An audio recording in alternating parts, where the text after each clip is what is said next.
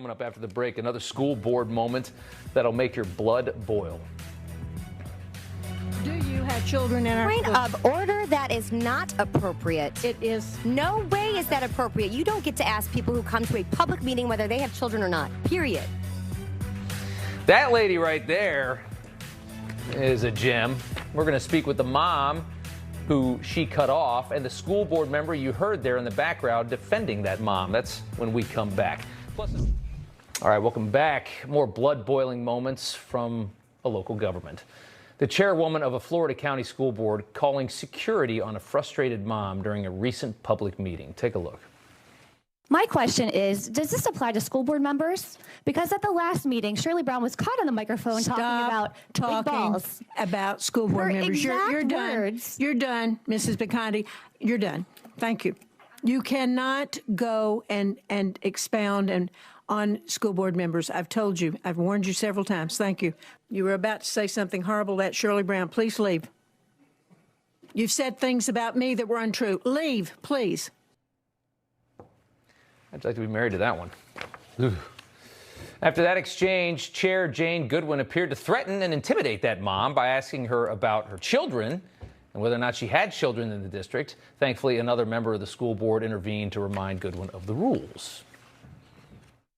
Do you have children in our school district?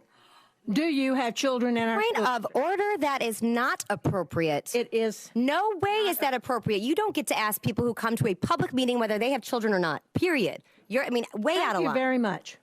Jeez, oh, Pete. Yeah, you got to pay taxes regardless if you got kids. That mother, Melissa Bakondy, and the school board member who intervened, Bridget Ziegler, joined us tonight to talk more about this.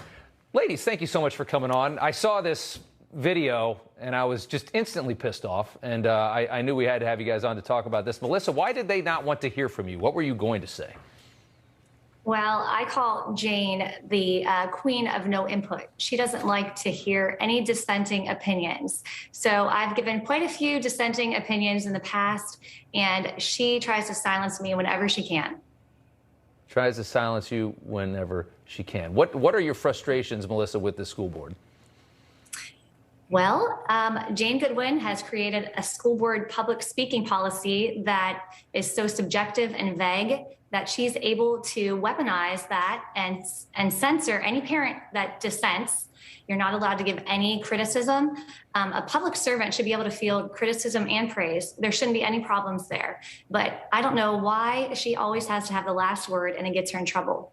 But at this point, she really has abused her power in weaponizing the police and censoring parents. Censoring parents.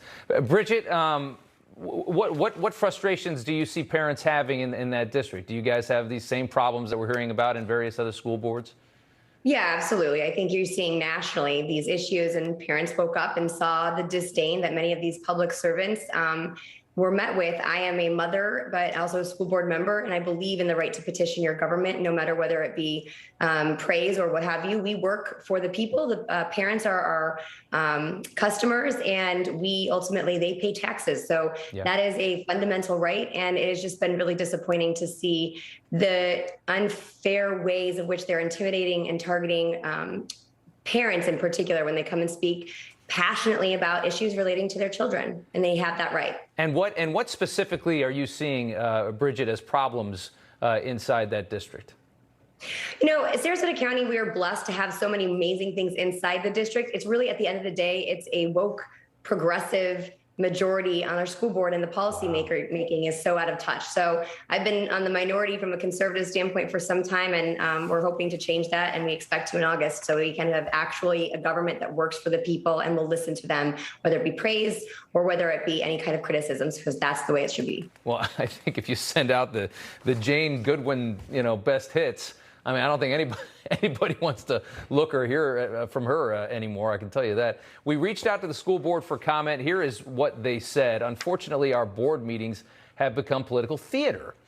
The woman speaking was a frequent critic, often using the time not to share constructive thoughts on school operations, but to make personal, derogatory, and often politically motivated comments against school board members. She was speaking during the time set aside for comments on agenda items. There is a time set aside at the end of the meeting for general comments. The board chair had warned her to keep her current comments to the agenda items. When she refused, the chair cut her off, cut her comments as per our policy. It was an unfortunate exchange. Both parties were out of line. Melissa, I want to get your reaction to their side of the story. Well, first of all, I was speaking on an agenda item, but they didn't let me finish. So how would they know?